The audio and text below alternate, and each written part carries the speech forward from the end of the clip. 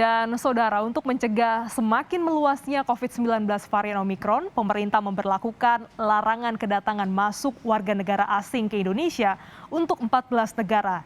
Di Jakarta, saudara, pengawasan untuk pelaku perjalanan internasional baik WNI dan WNA dilakukan sejak tiba di Bandara Soekarno-Hatta. Penutupan bagi 14 negara yang terkait varian Omikron dilakukan sementara sampai batas waktu yang belum ditentukan. Pelarangan berlaku di seluruh pintu masuk kedatangan, baik bandar udara, pelabuhan, dan pos lintas perbatasan.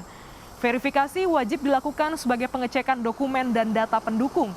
Sementara bagi warga negara Indonesia tetap dipersilahkan masuk, namun wajib memenuhi aturan protokol kesehatan yang ketat dan karantina terpusat selama 10 hari.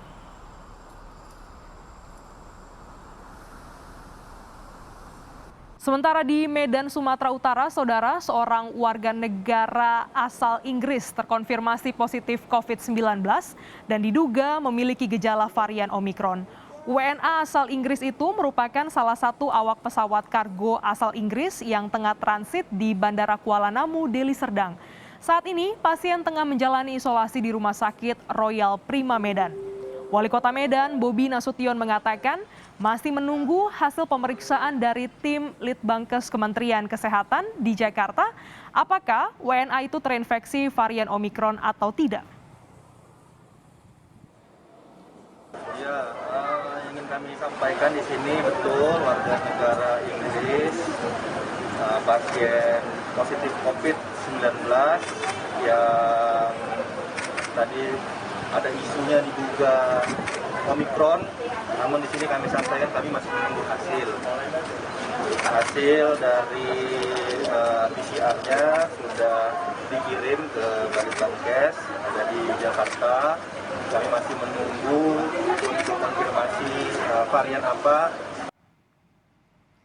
Informasi selengkapnya kita bergabung dengan jurnalis Kompas TV, Jona Hamonangan di Bandara Soekarno-Hatta, Tangerang, Banten. Selamat siang, Jona. Untuk mengantisipasi ada penyebaran Omikron di Indonesia, bagaimana penjagaan di pintu masuk, terutama di bandara saat ini? Ya, Glenis, kami memantau untuk penjagaan, khususnya di Terminal 3 Bandara Udara Internasional Soekarno-Hatta, khususnya di kedatangan cukup ketat, apalagi ketika pemerintah memberlakukan pembatasan khususnya untuk varian Omikron. Nah, untuk kedatangan internasional hari ini ada 24 penerbangan, dan beruntungnya tidak ada penerbangan langsung ke 14 negara yang untuk sementara dilarang masuk Indonesia. Jadi untuk penerbangan internasional tersebut, untuk kedatangan, kami melihat dominasinya lebih kepada negara di Asia seperti Singapore Airlines, maskapai Jepang All Nippon Airways, dan juga beberapa negara lainnya. Ya pasti untuk pemberlakuan pembatasan ini sifatnya sementara sampai khususnya untuk penanganan teknis di Omikron di negara tersebut berlaku lebih baik. Nah, namun untuk warga negara Indonesia yang datang, baik mungkin dari negara yang masuk dalam 14 negara yang dibatasi ataupun tidak, tetap wajib untuk ikut dalam proses karantina, di mana karantinanya cukup berbeda.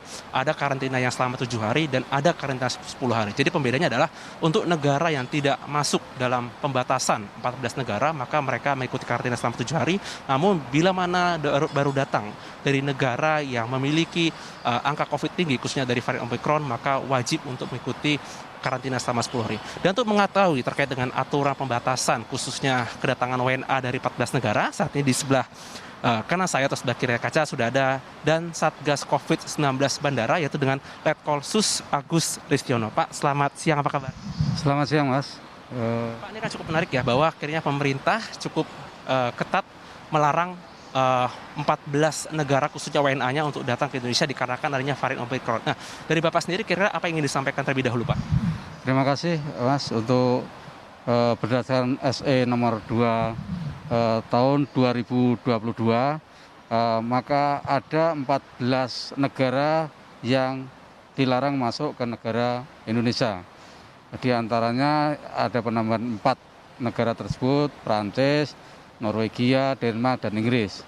Itu sama sekali tidak diperbolehkan masuk ke negara Indonesia. Namun apabila ada penumpang Vietnam maupun WNI yang masuk ke Indonesia melalui 14 transit ke 14 negara tersebut, maka dilakukan karantina selama 10 hari. Dan apabila yang tidak melewati situ sekarang berubah dari 10 hari menjadi 7 hari bagi WNA dan WNI yang tidak melalui 14 negara tersebut. Itu termasuk untuk yang transit Pak ya di 14 negara tersebut ya? Betul, yang transit di negara tersebut dilakukan karantina 10 hari. Namun apabila ada warga 14 negara tersebut maka ditolak balik atau dideportasi saat itu juga. Pak Agus, untuk sosialisasinya seperti apa Pak? Apakah mungkin sudah disampaikan kepada pihak dari negara tersebut atau seperti apa Pak? Sosialisasinya yang pertama kita mensosialisasikan dengan maskapai mana yang mau mengonboardkan atau memasukkan penumpang negara ke Indonesia, maka harus dicek apakah ada dari warga negara 14 warga negara asing yang mau masuk ke Indonesia. Apabila ada maka ditolak sebelum terbang ke Indonesia. Agus, mungkin boleh juga dipertegas terkait dengan aturan karantina. Ini kan ada 7 hari dan 10 hari.